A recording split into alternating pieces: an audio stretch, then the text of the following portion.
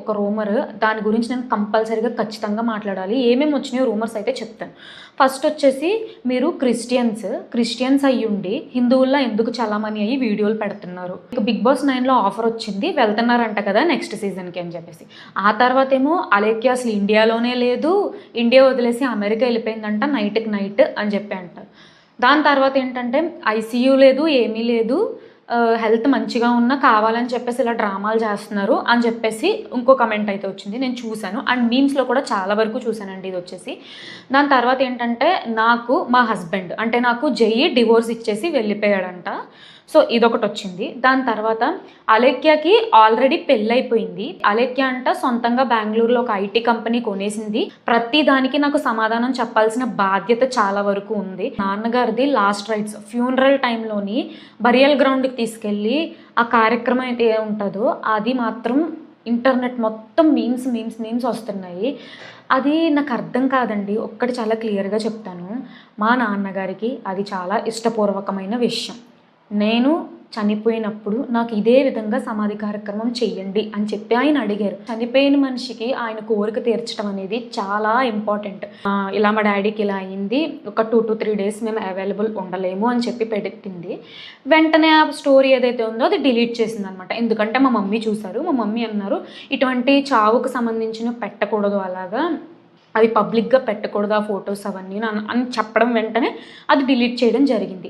ఎప్పుడు జరిగింది? జాన్ మంత్లోది. అయితే జాన్ మంత్లోనే స్క్రీన్ షాట్లు తీసుకొని జాన్ మంత్లోనే సేవ్ చేసుకొని ఇప్పుడు ఈ ఇష్యూ జరిగింది కాబట్టి ఇప్పుడు బయట పెట్టారు. అంటే అంత సేవ్ చేసుకోవాల్సిన అవసరం ఏంటంటే నాకు అర్థం కావట్లేదు. ఇప్పుడు రిలీజియన్ గురించి మాట్లాడుకుందామండి క్లియర్గాను. మా అమ్మ వాళ్ళ ఫ్యామిలీ సైడ్ అంతా హిందూసే. మా నాన్న సైడ్ ఫ్యామిలీ, మా నాన్న వాళ్ళు 5 అన్న తమ్ముళ్ళు, 2 అక్కలు, వాళ్ళంతా హిందూసే. మా డాడీకి ఒక 10 years బ్యాక్ ఒక సమస్య వచ్చింది. ఆ సమస్య ఏంటి, ఆ ప్రాబ్లం ఏంటి నేను చెప్పదలుచుకోలేదు, ఎందుకంటే అది ఆయన పర్సనల్ అనమాట. అక్కడికి చర్చికి వెళ్ళి, ఎందుకంటే ప్రేయర్ చేసుకోవడం అది రాదు, చర్చికి వెళ్ళి ఇలా దండం పెట్టుకున్నారంట. వెంటనే వితిన్ 2 to 3 daysలోని ప్రాబ్లం అయితే సాల్వ్ అయిపోయింది. అది దేవుడి వల్ల అయ్యిందో లేదంటే ఎలా అయ్యిందో సాల్వ్ అయ్యింది. అది ఆయన నమ్మకం ప్రకారం ఆయనకి ఓకే, ఇంత ఎలాంటి కష్టమైన పరిస్థితి నేను వెంటనే మొక్కుకోగానే జరిగింది కాబట్టి ఇక నుంచి నేను క్రిస్టియానిటీని బిలీవ్ చేద్దాము అనుకుని మా డాడీ అప్పటి నుంచి దేవుణ్ణి నమ్ముకోవడం అనేది స్టార్ట్ చేశారనమాట. నాకు తెలిసిన వరకు ఒకటి చెప్తానండి, ఏ మతం వల్లైనా వచ్చి ఇంకో మతాన్ని అపోజ్ చేసి ఇంకో మతం గురించి వ్యతిరేకంగా మాట్లాడలేనంత వరకు అన్ని మతాలు నా దృష్టిలోని కరెక్టే అండి. ఇంతకు మించి మీరు ప్రూవ్ చేసుకోవాలి అని అంటే సర్టిఫికేట్ పెట్టుకొని హిందూ అని చెప్పి నేను చూపించలేను. ఒక్కటి క్లియర్గా చెప్తున్నాను, మీకు నమ్మాలి వాళ్ళ మీద అని ఉంటే నేను ఏం చెప్పినా మీరు నమ్ముతారు. లేదు ఆమె నెగిటివే, ఆమె ఏం చెప్పినా నేను నమ్మను అనే ఇంటెన్షన్తో మీరు చూసినట్లయితే నేను ఏం చెప్పినా మీరు నమ్మరండి, అంతే. నైట్కి నైట్ అలేఖ్యని యూఎస్ఏ పంపించేసి నాటకాలు ఆడుతున్నారు కదా అని చెప్పేసి చాలా కమెంట్స్ చూశాను నేను. ఒక్కటి చాలా క్లియర్గా చెప్తున్నానండి, మా దగ్గర ఆధార్ కార్డు ఉంది, పాన్ కార్డు ఉంది, అన్నీ ఉన్నాయి, కానీ పాస్పోర్ట్ ఒక్కటి కూడా లేదు తెలుసా మా దగ్గర. నాకు లేదు, అలేఖ్యకి లేదు, రమ్యకి లేదు, మా అమ్మకి నాన్నకి ఎవరికి లేదు పాస్పోర్ట్. మీరు కావాలని వీళ్ళని ఫేమస్ చేసి బిగ్ బాస్ దాకా పంపించేలా ఉన్నారే అని చెప్పి ఒక వీడియో. తర్వాత ఇంకో వీడియోలో ఏంటంటే అప్పుడే బిగ్ బాస్ కంటెస్టెంట్ లిస్ట్ అయితే బయటకు వచ్చేసింది, అందులో అలేఖ్య, చిట్టి పికిల్స్, 3 సిస్టర్లో ఒకరు ఉంటారు అని చెప్పేసి అంటున్నారు. నిజం చెప్తున్నాను, బిగ్ బాస్ గురించి అటు సైడ్ నుంచి మాకు ఎటువంటి ఏది రాలేదు, ఒక ఈమెయిల్ కానీ ఒక నోటిఫికేషన్ కానీ ఏమీ రాలేదు. ఇది ఆల్ జస్ట్ రూమర్స్ అంతే. అండ్ మోర్ ఓవర్ ఏంటంటే, నేను ఒక 1 month బ్యాక్ నార్మల్గా నాకు ఒక విష్ లిస్ట్ అని చెప్పేసి ఒక వీడియో చేశాను.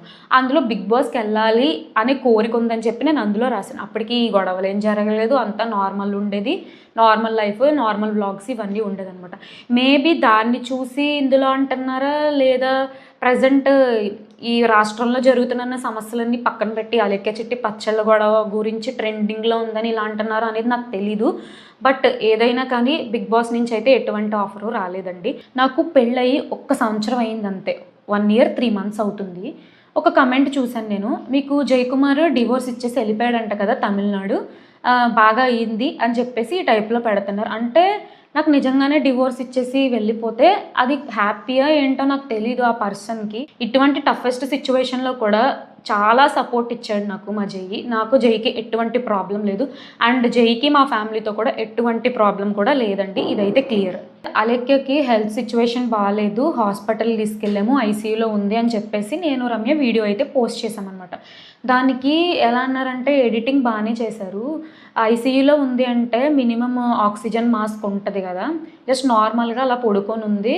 బాగా కవరింగ్ చేశారు అని చెప్పేసి అంటున్నారండి. ఫాస్ట్‌గా నేనేం మాట్లాడానో కూడా నాకు తెలీదు. జరిగిన సిచ్యువేషన్ నేనొచ్చి చెప్పానంతే.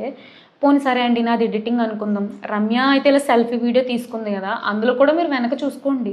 ఇంక అంతకు మించి నేనైతే ప్రూవ్ చేయలేను. అండ్ వన్ మోర్ థింగ్ ఏంటంటే ఆక్సిజన్ మాస్క్ గురించి అంటున్నారు. ఒక్కటి క్లియర్‌గా చెప్తున్నానండి. మనకి మూవీస్‌లో చూపించింది ఒకలా ఉంటది. రియల్ లైఫ్‌లో ఒకలా ఉంటదండి. ఐసీయూ అంటే నేను చూసిన ప్రకారం ఆల్రెడీ మా నాన్నగారు ఉన్నారు ఒక 3, 4 టైమ్స్ ఐసీయూలో. ఇప్పుడు మా చెల్లుంది. మా నాన్నగారి గురించి కాదు. ఇప్పుడు మా చెల్లి గురించే మాట్లాడుకుందాం ఐసీయూ సంగతి. ఇప్పుడు ఐసీయూ అంటే కొంచెం emergency situation, life and death సిచ్యువేషన్‌లో ఉన్న వాళ్ళని తీసుకెళ్ళి ఐసీయూలో పెడతారు. ఆ పిల్ల బ్రీత్ తీసుకోలేకపోతుంది. ఈ ఇష్యూ చాలా కష్టంగా ఉంది అని చెప్పి పడుకోబెట్టి ఆక్సిజన్ మాస్క్ పెట్టారు. ఐసీయూలోని మీరు నమ్ముతారో నమ్మరో, నాకు వేరే హాస్పిటల్స్ గురించి తెలీదండి. మేము వెళ్ళిన హాస్పిటల్ గురించి నేను మాట్లాడుతున్నాను. లోపలికి ఒక్కరిని కూడా అలో చేయలేదు. ఓన్లీ డాక్టర్ అండ్ అక్కడ ఉండే నర్స్ ఉంటారు కదా! వాళ్ళని మాత్రమే అలో చేశారు. తర్వాత తనని ఐసీయూలోంచి ఒక 2 అవర్స్ పెట్టిన తర్వాత ఓకే. బ్రీత్ నార్మల్ అయిపోయింది. తనంతట తాను తీసుకోగలుగుతుంది అన్నప్పుడు అక్కడి నుంచి జనరల్ వార్డ్‌కి అనేది షిఫ్ట్ చేశారండి. జనరల్ వార్డ్‌కి షిఫ్ట్ చేసి బీపీ అనేది చెక్ చేశారు.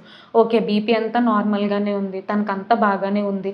బట్ 1 డే అయితే అబ్జర్వేషన్‌లో పెట్టి పంపించాలని చెప్పేసి ఆ రోజంతా ఉంచి నెక్స్ట్ డే అంటే ఈరోజు ఈవినింగ్ డిశ్చార్జ్ చేయడం జరిగింది. నేను ఫోటో తీసుకుంది క్లిప్పింగ్ ఏదైతే ఉందో అది ఐసీయూలో ఉన్న క్లిప్పింగ్ కాదండి. అది జనరల్ వార్డ్‌కి షిఫ్ట్ చేసిన తర్వాత. ఈవెన్ జనరల్ వార్డ్‌లో కూడా మమ్మల్ని ఎవరిని రానివ్వద్దన్నారు. ఎందుకంటే ఏడ్చేస్తున్నాం మేమక్కడ.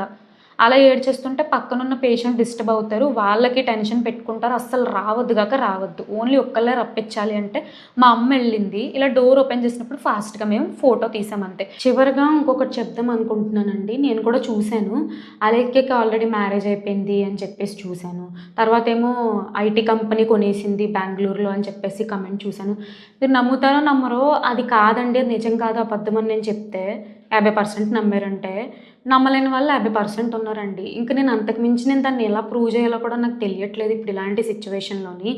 ఇంకా ఈ టాపిక్ ఏదైతే ఉందో అది ఇక్కడితో ఎండ్ చేసేద్దాం అనుకుంటున్నానండి. ఎందుకు అంటే ఇవి ఖచ్చితంగా చెప్పాల్సిన సమాధానాలు కాబట్టి నేనైతే ఈ వీడియో చేస్తాను. ఇంకా ఈ అలేఖ్య చిట్టి పికిల్స్ రిలేటెడ్ ఇష్యూ గురించి ఇక నుంచి నేను అసలు మాట్లాడదాం అనుకోవట్లేదు. నాకు కూడా అస్సలు ఓపిక లేదు. ఇంకా అయిపోయింది.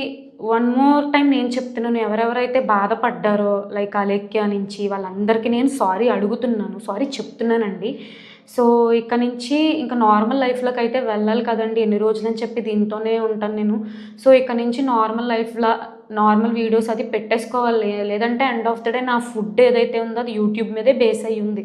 ప్రెజెంట్ ఒక 6 మంత్స్ నాకేం జాబు లేదు.